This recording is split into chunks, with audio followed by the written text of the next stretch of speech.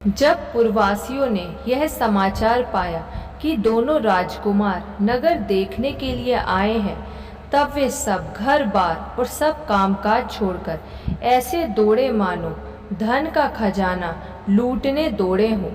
स्वभाव ही से सुंदर दोनों भाइयों को देखकर वे लोग नेत्रों का फल पाकर सुखी हो रहे हैं। युवती स्त्रियां घर के झरोकों से लगी हुई प्रेम सहित श्री रामचंद्र जी के रूप को देख रही हैं। वे आपस में बड़े प्रेम से बातें कर रही हैं। हे सखी, इन्होंने करोड़ों कामदेवों की छवि को जीत लिया है। देवता, मनुष्य, असुर, नाग और मुनियों में ऐसी शोभा तो कहीं सुनने में भी नहीं आती। भगवान विष्णु के 4 भुजाएं हैं, ब्रह्मा जी के 4 मुख हैं, शिव जी का भयानक वेश है और उनके 5 मुंह हैं। हे सखी, दूसरा देवता भी कोई ऐसा नहीं है जिसके साथ इस छवि की उपमा दी जाए। इनकी किशोर अवस्था है। ये सुंदरता के घर सांवले और गोरे रंग के तथा किशोर सुख के धाम है। इनके अंग अंग पर करोड़ों अरबों कामदेवों को निछावर कर देना चाहिए। हे सखी, कहो तो ऐसा कौन शरीरधारी होगा जो इस रूप को देखकर मोहित ना हो जाए। कोई दूसरी सखी प्रेम सहित कोमल वाणी से बोली, हे सयानी, मैंने जो सुना है उसे सुनो। ये दोनों राजकुमार महाराज दशरथ जी के पुत्र हैं। बाल राजहंसों का सा सुंदर जोड़ा है। ये मुनि विश्वामित्र के यज्ञ की रक्षा करने वाले हैं। इन्होंने युद्ध के मैदान में राक्षसों को मारा है, जिनका श्याम शरीर और सुंदर कमल जैसे नेत्र हैं, जो मारीच और सुबाहु के मद को चूर करने वाले और सुख की खान है, और जो हाथ में धनुष बाण लिए हुए हैं। वे कौशल्या जी के पुत्र हैं। इनका नाम राम है, जिनका रंग गोरा और किशोर अवस्था है, और जो सुंदर वेश बनाए और हाथ में धनुष बाण लिए श्री राम जी के पीछे पीछे चल रहे हैं। वे इनके छोटे भाई हैं। उनका नाम लक्ष्मण है। हे सखी सुनो, उनकी माता सुमित्रा है। दोनों भाई ब्राह्मण विश्वामित्र का काम करके और रास्ते में मुनि गौतम की स्त्री अहिल्या का उद्धार करके यहाँ धनुष यज्ञ देखने आए हैं। यह सुनकर सब स्त्रियां प्रसन्न हुई। श्री रामचंद्र जी की छवि देखकर कोई कहने लगी, यह वर जानकी के योग्य है। हे सखी, यदि कहीं राजा इन्हें देख ले तो प्रतिज्ञा छोड़कर हठ पूर्वक इन्हीं से विवाह कर देगा। किसी ने कहा, राजा ने इन्हें पहचान लिया है और मुनि के सहित इनका आदर पूर्वक सम्मान किया है। परंतु हे सखी, राजा अपना प्रण नहीं छोड़ता। वह होनहार के वशीभूत होकर हठ पूर्वक अविवेक का ही आश्रय लिए हुए हैं। कोई कहती है, यदि विधाता भले हैं और सुना जाता है कि वे सबको उचित फल देते हैं, तो जानकी जी को यही वर मिलेगा। हे सखी, इसमें संदेह नहीं है। जो देव योग से ऐसा संयोग बन जाए तो हम सब लोग कृतार्थ हो जाएं। हे सखी, मेरे तो इसी से इतनी अधिक आतुरता हो रही है कि इसी नाते कभी ये यहाँ आवेंगे। नहीं तो हे सखी सुनो, हमको इनके दर्शन दुर्लभ हैं। यह संयोग तभी हो सकता है जब हमारे पूर्वजन्म के पुण्य हो। दूसरी ने कहा, हे सखी, तुमने बहुत अच्छा कहा। इस विवाह से सभी का परम हित है। किसी ने कहा, शंकर जी का धनुष कठोर है और ये सांवले राजकुमार कोमल शरीर के बालक हैं। हे सयानी, सब असमंजस ही है।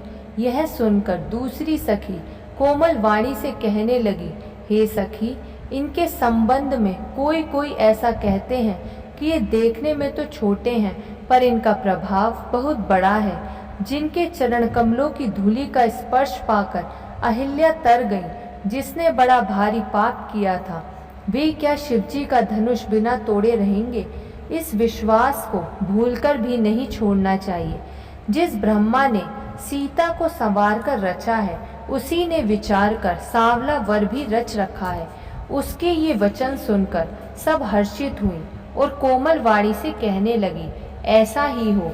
सुंदर मुख और सुंदर नेत्रों वाली स्त्रियां समूह की समूह हृदय में हर्षित होकर फूल बरसा रही हैं।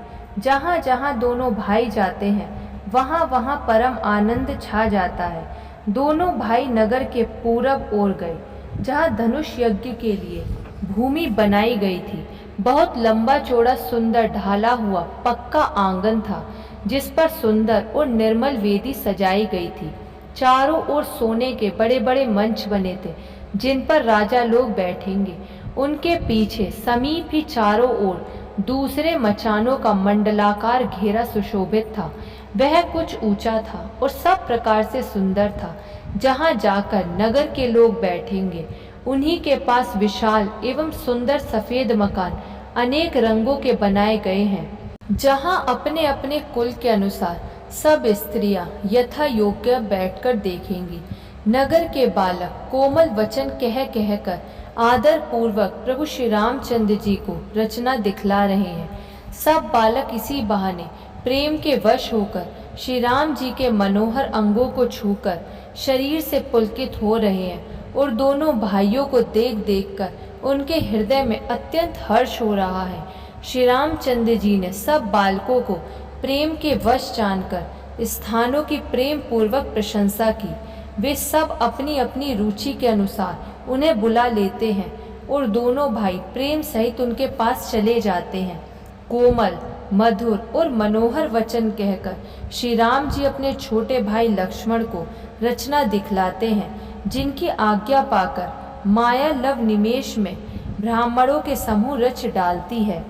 वही दीनों पर दया करने वाले श्री राम जी भक्ति के कारण धनुष यज्ञशाला को चकित होकर देख रहे हैं। इस प्रकार सब कौतुक देखकर वे गुरु के पास चले। देर हुई जानकर उनके मन में डर है। जिनके भय से डर को भी डर लगता है, वही प्रभु भजन का प्रभाव दिखला रहे हैं। उन्होंने कोमल, मधुर और सुंदर बातें कहकर बालकों को जबरदस्ती विदा किया। फिर भय, प्रेम, विनय और बड़े संकोच के साथ दोनों भाई गुरु के चरण कमलों में सिर नवाकर आज्ञा पाकर बैठे। रात्रि का प्रवेश होते ही मुनि ने आज्ञा दी। तब सबने संध्या वंदन किया। फिर प्राचीन कथाएं तथा इतिहास कहते कहते सुंदर रात्रि 2 पहर बीत गए। तब श्रेष्ठ मुनि ने जाकर शयन किया। दोनों भाई उनके चरण दबाने लगे। जिनके चरण कमलों के लिए वैराग्यवान पुरुष भी भांति भांति के जप और योग करते हैं, वे ही दोनों भाई मानो प्रेम से जीते हुए प्रेम पूर्वक गुरु जी के चरण कमलों को दबा रहे हैं। मुनि ने बार बार आज्ञा दी। तब श्री रघुनाथ जी ने जाकर शयन किया। श्री राम जी के चरणों को हृदय से लगाकर भय और प्रेम सहित परम सुख का अनुभव करते हुए लक्ष्मण जी उनको दबा रहे हैं। प्रभु श्री रामचंद्र जी ने बार बार कहा, हे तात, अब सो जाओ। तब वे उन चरण कमलों को हृदय में धरकर लेट गए। रात बीतने पर मुर्गे का शब्द कानों से सुनकर लक्ष्मण जी उठे। जगत के स्वामी सुजान श्री रामचंद्र जी भी गुरु से पहले ही जाग गए। सब शौच क्रिया करके वे जाकर नहाए। फिर नित्य कर्म समाप्त करके उन्होंने मुनि को मस्तक नवाया। समय जानकर गुरु की आज्ञा पाकर दोनों भाई फूल लेने चले। उन्होंने जाकर राजा का सुंदर बाग देखा, जहाँ वसंत ऋतु लुभाकर रह गई है। मन को लुभाने वाले अनेक वृक्ष लगे हैं। रंग बिरंगी उत्तम लताओं के मंडप छाए हुए हैं। नए पत्तों, फलों और फूलों से युक्त सुंदर वृक्ष अपनी संपत्ति से कल्प वृक्ष को भी लजा रहे हैं। पपीहे, कोयल, तोते, चकोर आदि पक्षी मीठी बोली बोल रहे हैं और मोर सुंदर नृत्य कर रहे हैं। बाग के बीचों बीच सुहावना सरोवर सुशोभित है, जिसमें मड़ियों की सीढ़ियाँ विचित्र ढंग से बनी हैं। उसका जल निर्मल है, जिसमें अनेक रंगों के कमल खिले हुए हैं। जल के पक्षी कलरव कर रहे हैं और भ्रमर गुंजार कर रहे हैं।